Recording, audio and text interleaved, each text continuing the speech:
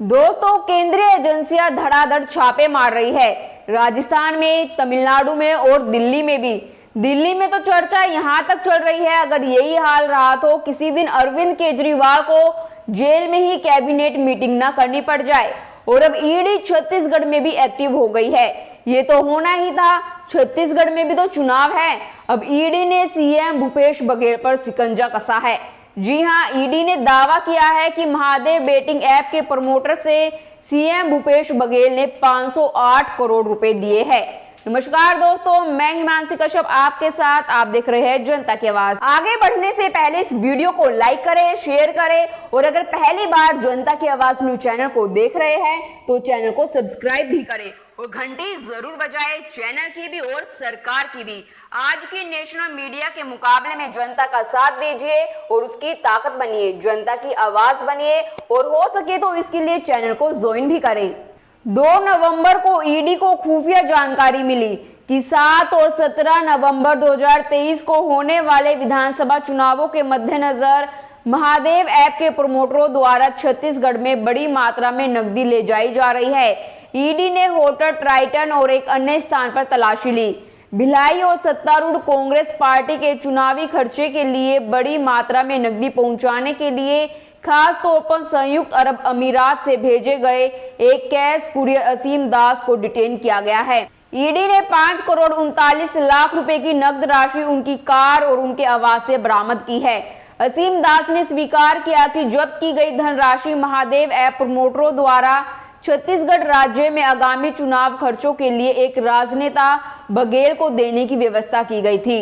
ED ने Mahadev app के कुछ बेनामी बैंक खातों का भी पता लगाया, जिसमें 15 करोड़ 59 लाख रुपए की शेष राशि फ्रीज कर दी गई। ईडी ने असीम दास को गिरफ्तार कर लिया है। दरअसल इस सट्टेबाजी सिंडिकेट के प्रमोटर विदेश में बैठे हैं और अपने दोस्तों और सहयोगियों की मदद से भारत भर में हजारों पैनल चला रहे हैं, जो खासकर छत्तीसगढ़ से है और उन्होंने हजारों करोड़ रुपए कमाए हैं। ईडी ने पहले ही 4 आरोपियों को गिरफ्तार कर लिया है और 450 करोड़ रुपए से अधिक की आपराधिक आय जब्त कर ली है और 14 आरोपी व्यक्तियों के खिलाफ मामला दर्ज किया है। असीम दास से पूछताछ और उसके पास से बरामद फोन की फोरेंसिक जांच से और शुभम सोनी द्वारा भेजे गए ईमेल की जांच से कई चौंकाने वाले खुलासे हुए हैं। इस मामले में पहले ही कई भुगतान किए जा चुके हैं, जिसके मुताबिक महादेव ऐप प्रमोटर्स ने अब तक लगभग 508 करोड़ रुपए का भुगतान छत्तीसगढ़ के मुख्यमंत्री भूपेश बघेल को किया है। ये अपने आप में जांच का विषय है। आगे की जांच के दौरान ईडी ने पुलिस कांस्टेबल भीम यादव से पूछताछ की और उसे गिरफ्तार कर लिया। ईडी की जांच से पता चला कि पिछले 3 वर्षों में भीम यादव ने अनधिकृत रूप से दुबई की यात्रा की थी। उसने वहां जाकर रवि उप्पल और सौरभ चंद्रकार से मुलाकात की थी। महादेव ऐप में भव्य समारोह में भाग लिया था और उसकी यात्रा का खर्च आहूजा के मेसर्स रैपिड ट्रैवल्स से उठाया था, जो महादेव ऐप की एक मनी लॉन्ड्रिंग और टिकटिंग कंपनी है। वह छत्तीसगढ़ के वरिष्ठ अधिकारियों और राजनेताओं के लाभ के लिए महादेव ऐप प्रमोटरों से रिश्वत की रकम हासिल करने का जरिया था। दोनों आरोपियों को पीएमएलए स्पेशल जज रायपुर की अदालत में पेश किया गया और ईडी ने उनके चौंकाने वाले कबूलनामे की पुष्टि करने और मनी लॉन्ड्रिंग के सबूतों को पता लगाने के लिए उनसे हिरासत में पूछताछ की मांग की है। कोर्ट ने आरोपियों को 7 दिनों के लिए ईडी की हिरासत में भेज दिया। इस मामले में आगे की जांच जारी है। इस मामले में पहले दाखिल किए गए आरोप पत्र से पता चला था कि महादेव ऐप प्रमोटरों द्वारा भूपेश बघेल के 2 ओएसडी और उनके करीबी लोगों को हवाला के जरिए भुगतान किया गया था। इसके अलावा महादेव ऐप के प्रमोटर नियमित रूप से वरिष्ठ पुलिस अधिकारियों को भुगतान करते थे। खास बात यह है कि यूएई से आए कैश कुरियर असीम दास के फोन से ईडी को एक ऑडियो मिली है। दावा किया जा रहा है कि इस ऑडियो में शुभम सोनी और असीम दास के बीच बातचीत हो रही है, जिसमें सोनी कैश कुरियर असीम दास को कह रहा था कि तुम रायपुर जाओ और वहां चुनाव के लिए बघेल को चुनाव के लिए पैसे पहुंचा दे। छत्तीसगढ़ के डिप्टी सीएम टीएस सिंहदेव ने इस मामले पर कहा कि चुनाव से पहले बीजेपी पूरी तरह अपेक्षित लाइन पार चली गई है। ये आरोपों का सिलसिला है क्योंकि मोदी सरकार ईडी को राजनीतिक दलों के खिलाफ हथियार के तौर पर इस्तेमाल कर रही है। हम उन पर कैसे भरोसा कर सकते हैं? ये सभी आरोप है। मनी ट्रेल में नाम लेना सबसे आसान काम है। इससे पहले एक डायरी काफी सुर्खियों में रही थी, अब वे दूसरे नाम ले रहे हैं। आपको ईडी के मामले में अपील करने का अधिकार नहीं है, किसी पर भी मामला दर्ज किया जा सकता है। उन्होंने कहा, ऐसे मामले में नकद लेन देन साबित करना कठिन है। वे बताए कि 500 करोड़ कहां है, वह नकदी कहां है। इस समय राज्य में चुनाव हो रहे हैं, सब कुछ चुनाव आयोग के हाथों में है।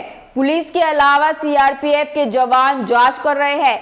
ऐसे में सवाल यह उठता है, इतनी बड़ी रकम लेकर लोग किस तरह से छत्तीसगढ़ पहुंचा पा रहे हैं? कहीं इसमें भी तो केंद्रीय एजेंसी की साठगांठ नहीं चल रही? कहीं ये रकम उन संदूकों में तो भरकर नहीं लाई गई जो ईडी के अफसरों और सुरक्षा एजेंसियों के साथ विशेष विमान पहुंची है? अब विपक्ष का सवाल है कि ईडी और आईटी के छापे विपक्षी नेताओं पर ही क्यों पड़ रहे हैं? क्या सत्ता पक्ष के नेता सबके सब पाक साफ है? चुनाव के वक्त चुनावी राज्यों में विपक्षी को गिराने के लिए उसके नेताओं को प्रक्रियाओं में उलझाए रखने के लिए ऐसा किया जा रहा है। जिन नॉन इलेक्शन स्टेट में छापे मारे जा रहे हैं, वहां सत्ता पक्ष का उद्देश्य यह है कि वहां के नेता प्रचार करने के लिए चुनावी राज्यों में ना जा पाए। जहां तक सत्ता पक्ष का सवाल है, अगर विपक्षी नेता इतने ही पाक साफ है तो डर क्यों रहे हैं? हालांकि सत्ता पक्ष की इस बात में कोई सकारात्मक तर्क नजर नहीं आता, लेकिन सत्ता पक्ष का मुंह आखिर कौन बंद कर सकता है? दरअसल राजनीति में कोई भी पाक साफ नहीं है, तभी विपक्षी नेता खुलकर ईडी और आईटी के छापों का जवाब नहीं दे पा रहे, क्योंकि जो कोई बयान देगा उसे भी छापों का डर सताने लगेगा। यही वजह है कि सबके सब अपना मुंह सील कर बैठे हैं। छापे चल रहे हैं और चंदे पर बहस भी, दोनों का ही कोई इलाज नहीं। चुनाव आयोग इन दोनों ही विषयों को छूना तक नहीं चाहता। प्रधानमंत्री नरेंद्र मोदी, केंद्रीय गृह मंत्री अमित शाह दोनों मिलकर भी कांग्रेस का छत्तीसगढ़ में मुकाबला नहीं कर पा रहे, तो वे जांच एजेंसियों के सहारे चुनाव लड़ना चाहते हैं। आपकी इस मुद्दे पर क्या राय है, हमें कमेंट कर जरूर बताएं और बाकी खबरों के लिए देखते रहिए जनता की आवाज।